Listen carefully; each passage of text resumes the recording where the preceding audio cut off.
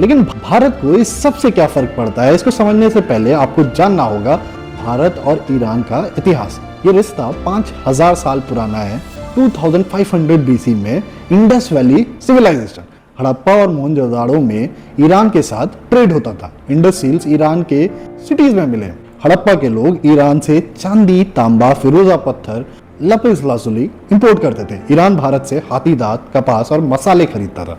भाषाई और कल्चरल रिश्ता था। संस्कृत और पुरानी फारसी भाषाएं एक ही इंडो ईरानियन फैमिली से आती हैं। दोनों में हजारों वर्ड्स कॉमन है। आर्य वर्ड दोनों भाषाओं में है। ईरान का नाम ही आर्यों की भूमि से आया है। आर्यनम यानी आर्यों का देश। ऋग्वेद और अवेस्ता में काफी सिमिलैरिटीज है। दोनों में अग्नि पूजा का उल्लेख है। दोनों में इंद्र और अहुर माजदा का नाम है, लेकिन उल्टे रोल्स में। वैदिक में इंद्र देवता हैं, ज़ोरास्ट्रियन में दैत्य। ज़ोरास्ट्रियन में अहुर माजदा सर्वोच्च देवता हैं। वैदिक में असुर शत्रु। इस्लाम के आने के बाद भी रिश्ते बने रहे। फारसी व्यापारी भारत आते थे। सूफी संत फारस से भारत आए। बाबर, हुमायूं, अकबर, जहांगीर, शाहजहां, औरंगजेब सब मुगल बादशाह फारसी बोलते थे। मुगल दरबार की भाषा ही थी फारसी। सभी सरकारी दस्तावेज फारसी में लिखे जाते थे। साहित्य, कविता, इतिहास सब कुछ। फारसी चित्रकार मुगल दरबार में आए। मीर सैयद अली और अब्दुल समद ने मुगल मिनिएचर पेंटिंग को डेवलप किया। ताजमहल खुद इंडो पर्शियन फ्यूजन का सिंबल है। फारसी वास्तुकला और भारतीय शिल्पकला का परफेक्ट मेल। हुमायूं को जब शेरशाह सूरी ने हराया तो वो फारस के शाह के दरबार में छुपा 10 साल वहीं रहा। फारसी सेना की मदद से ही वापस आया। क्या आपको पता है उर्दू लैंग्वेज में 50% से ज्यादा शब्द फारसी से आए हैं। हिंदी में हजारों शब्द फारसी हैं। आजाद, जिंदगी, दोस्त, दुश्मन, खुश, गम, आराम, बाजार, दुकान, सब्जी और हजारों शब्द जो आप डेली लैंग्वेज में यूज करते हैं, ये सब फारसी शब्द हैं। ज़ोरास्ट्रियन यानी पारसी समुदाय 7वीं सेंचुरी में इस्लामिक विक्ट्री के बाद ईरान से भागकर गुजरात आया।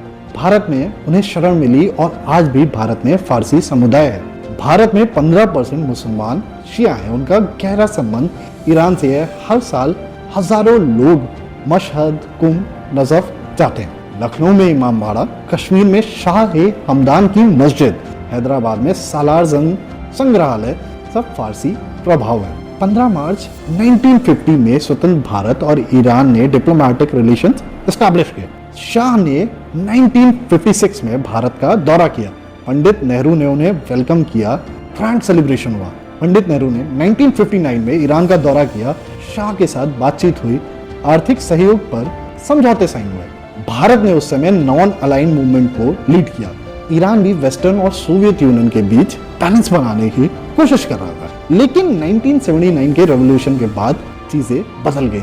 शुरू में भारत ने रेवोल्यूशन का स्वागत किया। इसे एक एंटी इंपीरियलिस्ट, एंटी अमेरिकन आंदोलन माना।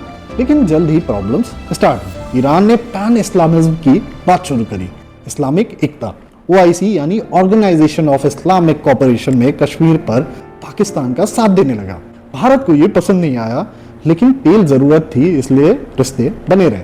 2005 में ईरान के न्यूक्लियर प्रोग्राम को लेकर UN में वोटिंग हुई। अमेरिका चाहता था ईरान को IAC के पास भेजा जाए। भारत ने अमेरिका के साथ वोट किया ईरान के खिलाफ। ईरान नाराज हो गया। तेहरान में विरोध प्रदर्शन हुए। भारतीय झंडे जलाए गए। लेकिन भारत ने समझाया हम न्यूक्लियर हथियारों के खिलाफ हैं। हम नहीं चाहते कि मिडिल ईस्ट में न्यूक्लियर वेपन्स की दौड़ चालू हो।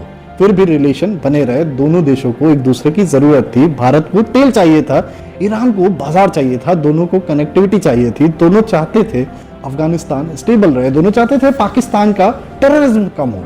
लेकिन सबसे इंपॉर्टेंट है जब ईरान ने भारत की मदद की 1971 के बांग्लादेश मुक्ति संग्राम के वक्त, जब पूरी पाकिस्तान में नरसंहार कर रहा था, जब 1 करोड़ शरणार्थी भारत आए, जब भारत ने युद्ध का फैसला किया, उस समय अमेरिका पाकिस्तान के साथ था। अमेरिकन 7th फ्लीट भारत को धमकाने बंगाल की खाड़ी में भेजी गई। ईरान ने क्या किया? शाह रजा पहलवी ने भारत का साथ दिया। ईरान ने भारतीय वायुसेना के लिए अपने एयर बेसिस खोल दिए। ईरानी हवाई क्षेत्र में भारतीय विमानों को उड़ान भरने की खुली छूट दी। जब भारत पर अंतर्राष्ट्रीय सैंक्शंस का खतरा था, ईरान ने हमारा साथ दिया। 1990 में जब पाकिस्तान कश्मीर में टेररिज्म भेज रहा था, OIC यानी इस्लामिक देशों का संगठन पाकिस्तान का साथ दे रहा था। ईरान ने अकेले भारत का साइड लिया, कहा कि कश्मीर भारत का इंटरनल मैटर है। 1999 में पाकिस्तान ने कारगिल में घुसपैठ की। ईरान ने तब भी भारत का समर्थन किया। ईरानी प्रेसिडेंट मोहम्मद खातमी ने पाकिस्तान को कहा कि अपनी सेना वापस बुलाओ। 2001 को पाकिस्तानी टेररिस्ट ने भारतीय संसद पर अटैक किया। पूरी दुनिया चुप थी, लेकिन ईरान ने खुलकर पाकिस्तान की निंदा की, कहा कि ये एक टेररिज्म है। 2005 में गुजरात में भीषण भूकंप आया, हजारों लोग मारे गए। ईरान ने तुरंत राहत सामग्री भेजी, मेडिकल टीम भेजी, पैसे की मदद की। अमेरिका ने ईरान को मदद करने से मना किया, लेकिन ईरान ने सुनने से इनकार किया। 2013 में जब चाइना ने पाकिस्तान में ग्वादर पोर्ट बनाया, जब भारत को अफगानिस्तान तक पहुंचने के लिए रास्ता चाहिए था, ईरान ने चाबहार पोर्ट भारत को दिया बिना किसी शर्त के। अमेरिका ने ईरान पर सैंक्शंस लगा रखे थे, भारत को धमकी थी, अगर तुम ईरान से तेल खरीदोगे तो हम तुम पर भी सैंक्शंस लगाएंगे। सैंक्शंस के बीच ईरान ने भारत को डिस्काउंटेड रेट्स पर ऑयल दिया। 2020 में जब पूरी दुनिया में कोविड फैल रहा था, जब अमेरिका ने ईरान पर स्ट्रिक्ट सैंक्शंस लगा दिए थे, जब ईरान को दवाइयां नहीं मिल रही थी, भारत ने ईरान को हाइड्रोक्सी क्लोरोक्वीन और दवाइयां भेजी। ईरान ने भारत को थैंक यू कहा। तो दोस्तों, ये था भारत ईरान का असली रिश्ता। 5000 साल की हिस्ट्री, कल्चरल रिश्ता, भाषाई रिश्ता और सबसे बड़ी बात, मुश्किल समय में एक दूसरे के साथ खड़े होने वाला रिश्ता।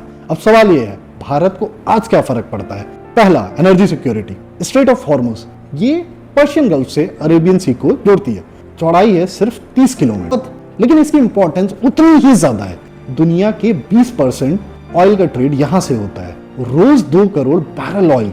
भारत के 40% crude oil import, 50% gas import यहीं से होकर आते हैं। अगर यहाँ वॉर हुआ तो क्या होगा? ईरान स्ट्रेट बंद कर सकता है, ऑयल टैंकर्स यहाँ से नहीं गुजर पाएंगे, तेल के दाम आसमान छू जाएंगे। भारत की इकोनॉमी पर इसका डायरेक्ट असर पड़ेगा, महंगाई बढ़ेगी, रुपया वीक होगा। दूसरा, चाबहार पोर्ट, भारत का strategic gateway. Chabahar port Iran के साउथ ईस्ट में है, ओमान की खाड़ी पर, करीब 100 किलोमीटर पाकिस्तान के बॉर्डर से। भारत ने 2003 में इसमें इंटरेस्ट दिखाया, 2015 में समझौता हुआ एंड मई 2017 में पहला शिपमेंट भेजा गया। उसके बाद मई 2024 में 10 साल का एग्रीमेंट साइन हुआ। भारत से $120 मिलियन इन्वेस्ट किए गए, $250 मिलियन का लोन ऑफर किया गया। क्वेश्चन एक और भी है, चाबहार इंपॉर्टेंट है क्यों? पहला, अफगानिस्तान तक इंडिया को पहुंचने में हेल्प। भारत पाकिस्तान को बाईपास कर सकता है, चाबहार से हमें डायरेक्ट एक्सेस मिल जाती है। दूसरा, सेंट्रल एशिया तक पहुंच, चाबहार से रेल और रोड के जरिए तुर्कमेनिस्तान, उज्बेकिस्तान, कजाकिस्तान तक पहुंचा जा सकता है। ट्रेड के नए रास्ते खुलेंगे। तीसरा, international north south corridor, Chabahar इसका एक इंपॉर्टेंट पार्ट है। भारत से ईरान, ईरान से कैस्पियन सी, फिर रशिया, फिर यूरोप, समय और पैसे दोनों बसेंगे। चौथा, चाइना को काउंटर करना। चाइना ने पाकिस्तान में ग्वादर पोर्ट बनाया, सीपैक यानी China Pakistan economic corridor. Chabahar Bharat का आंसर है। 6 महीने की विवर थी जो 26 अप्रैल 2026 को खत्म हो जाएगी। अब भारत दुविधा में है, चाबहार छोड़े तो चाइना आ जाएगा, चाबहार रखे तो अमेरिका नाराज हो जाएगा। तीसरा, रीजनल स्टेबिलिटी एंड टेररिज्म। अगर ईरान अनस्टेबल हुआ तो आईएसआई, अलकायदा और जैश ए मोहम्मद फिर से मजबूत हो सकते हैं। सीरिया, इराक, लेबनान, यमन सब अनस्टेबल हो जाएंगे, रेफ्यूजी क्राइसिस आ सकता है, टेररिज्म बढ़ सकता है और पाकिस्तान और अफगानिस्तान से होते हुए भारत तक पहुंच सकता है। चौथा, भारत में 20 करोड़ से ज्यादा मुसलमान हैं, उनमें से लगभग 3 करोड़ शिया। उनका गहरा संबंध है ईरान से। अगर ईरान में कुछ भी होता है तो भारत में शिया समुदाय पर डायरेक्ट असर पड़ता है, भावनात्मक रूप से, धार्मिक रूप से। पांचवा, जियोपॉलिटिकल बैलेंसिंग। भारत को अमेरिका के साथ रिश्ते अच्छे रखने, क्वाड, I2+1, ट्रेड डील्स सब कुछ जरूरी है, लेकिन साथ ही ईरान, रशिया के साथ रिलेशंस भी बनाए रखने हैं। SCO, ब्रिक्स, मल्टीपोलर वर्ल्ड का एक हिस्सा है। यह बैलेंसिंग एक्ट बहुत मुश्किल है, एक गलत कदम और दोनों तरफ से प्रेशर आएगा। भारत की स्ट्रैटेजी क्या है? शायद अभी के लिए चुप्पी, strategic patience, wait and watch, किसी का साथ नहीं देना, अपने इंटरेस्ट प्रोटेक्ट करना। भारत ने ईरान पर हमलों की निंदा नहीं की, लेकिन समर्थन भी नहीं किया।